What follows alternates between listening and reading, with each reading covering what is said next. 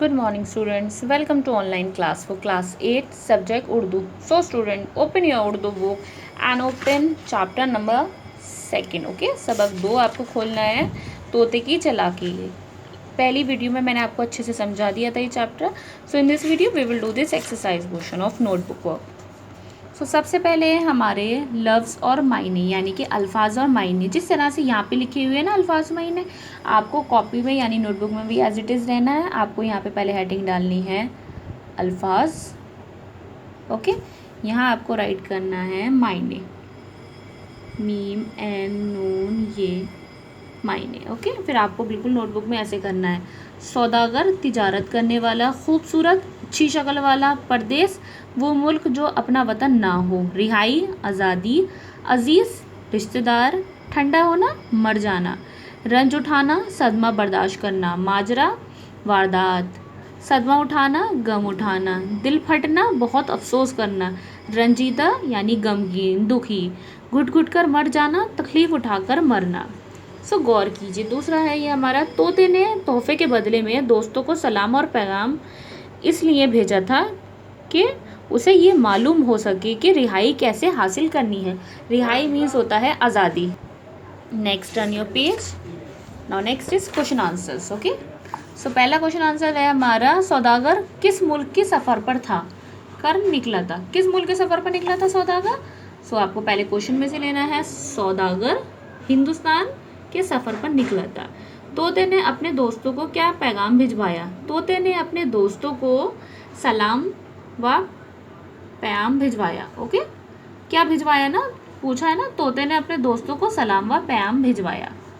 Next is, सौदागर को किस बात पर अफसोस हुआ. सौदागर को पैगाम पहुंचाने पर अफसोस हुआ. ओके, ये 3 क्वेश्चन आंसर आपको अपनी नोटबुक में करने हैं. नेक्स्ट चौथा है आपका, खाली जगह को नीचे लिखे हुए सही लफ्ज़ों से भरिए. कि नीचे आपको वर्ड हिंट्स दिए रखे हैं, उसके अकॉर्डिंग आपको फिल करना है. सो फर्स्ट है हमारा, सौदागर परिंदों की डैश जानता था. सौदागर परिंदों की क्या जानता था, बोली. उस कैद से डैश की कोई सूरत हो तो मुझे बताइए. पैगाम में क्या था, उस कैद से क्या, रिहाई की कोई सूरत हो तो मुझे बताइए. जीम है, पैगाम सुनते ही उन तोतों में से एक थरथराकर ज़मीन पर गिरा और ठंडा हो गया. नेक्स्ट है, शायद ये तोता उस तोते का डैश था. क्या था, अजीज़.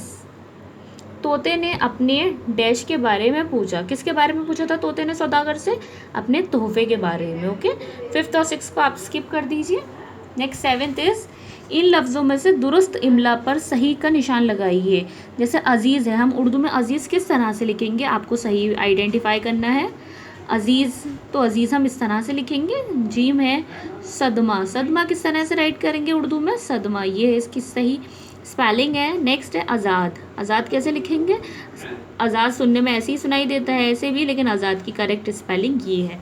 Next bay is Saudagar. Okay, next है सौदागर, हम इस तरह से लिखेंगे. किस्मत, किस्मत उर्दू में इस तरह से लिखेंगे, सही. नेक्स्ट है गलती. गलती की करेक्ट स्पेलिंग क्या होगी उर्दू में, ये. उर्दू में हम गलती इस तरह से लिखेंगे. ओके, नेक्स्ट है, पढ़िए समझिए और लिखिए. सौदागर ने अपने तोता पाला था. जीम, इन तोतों का एक झुंड था, नजर आया था, उसका दिल फट गया. ठीक है, यहाँ तोता था तो यहाँ तोतो हो गया. उसका दिल फट गया, दांतों से उंगलियां काट ली. पहले जुमले में सौदागर तोता, तोता जो है हमारा वाहिद है, जबकि दूसरे जुमले में तोतों का लफ्ज़ जमा है. आप लोग नहीं जानते होंगे ना उर्दू में वाहिद जमा किसे बोलते हैं. उर्दू में वाहिद बोलते हैं सिंगुलर को और जमा बोलते हैं प्लूरल को. ओके, मैं आपके लिए राइट कर देती हूँ. वाहिद का मीनिंग होता है, जैसे कि मैं यहाँ राइट कर देती हूँ आपको, वाहिद का मीनिंग होता है हमारा सिंगुलर. ओके, वाहिद हो गया सिंगुलर और जमा हमारा हो गया प्लूरल. आप हिंदी में एक वचन, वाहिद को एक वचन बोल सकते हैं, जमा को बहुवचन बोल सकते हैं. उर्दू में वाहिद जमा, इंग्लिश में सिंगुलर प्लूरल, हिंदी में एक वचन बहुवचन. सो हमारा इस तरह से है. तोहफा का तोहफे, परिंदा, यहाँ परिंदों दे रखा है तो उसका आपको सिंगुलर राइट करना है यानी वाहिद, तो परिंदा. सौदागर, उसका जमा राइट करना है यानी प्लूरल, सो सौदागरो. बात हमारा प्लूरल है, बातें, तो उसका सिंगुलर क्या होगा यानी वाहिद, बात. तोता वाहिद है तो उसका जमा क्या होगा, तोते।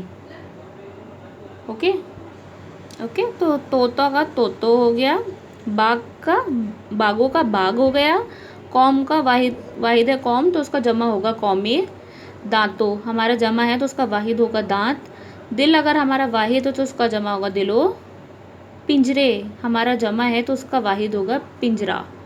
ओके, तो इस तरह से आपको राइट करना है। Next turn your page.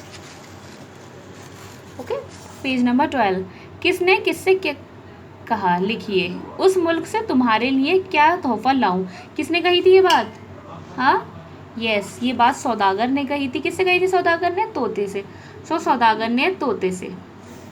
Next is इस सिलसिले में मुझे रंज उठाना पड़ा और तुम्हारी बात कहकर मैं बहुत पछताया। ये बात किसने कही थी, ये बात तो सौदागर ने कही थी। किससे कही थी, तोते से कही थी। तो जैसा हमारा फर्स्ट में हमने राइट किया है सौदागर ने तोते से, वही हमें राइट करना है, लेकिन यहाँ मैंने इन्वर्टेड कॉमास मेंशन कर दिया, बट आप यहाँ पूरा राइट करना। नेक्स्ट इज आखिर ऐसी कौन सी बात थी जिससे आपको सदमा उठाना पड़ा, किसने कही थी ये बात तोते ने कही थी। किससे कही थी, सौदागर से कही थी। सो तोते ने सौदागर से। नेक्स्ट इज दाल, ये क्या माजरा है, किसने कही थी ये बात, सौदागर ने तोते से। क्योंकि जब वो पिंजरे में मर गया था, जब पिंजरे में से मर गया था तो सौदागर ने उसे पिंजरे से बाहर निकाल दिया था, लेकिन जैसे ही बाहर निकाला तो वो उड़ गया था। तब सौदागर ने कहा था ये क्या माजरा है, बिकॉज तोता तो मर गया था, फिर जिंदा कैसे हुआ। तो इसमें आगा सौदागर ने तोते से, सौदागर ने तोते से, तोते ने सौदागर से, फिर नेक्स्ट इज सौदागर ने तोते से। तीनों में सेम रहेगा, बस तीसरा हमारा बदलेगा तोते ने सौदागर से। नेक्स्ट इज इन जानवरों और परिंदों की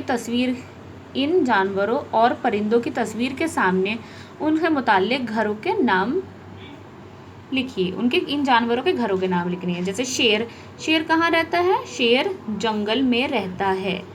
बे है सांप कहाँ रहता है, सांप बिल में रहता है। थर्ड कौन सा है, थर्ड में कौवा है, कौवा घोंसले में रहता है।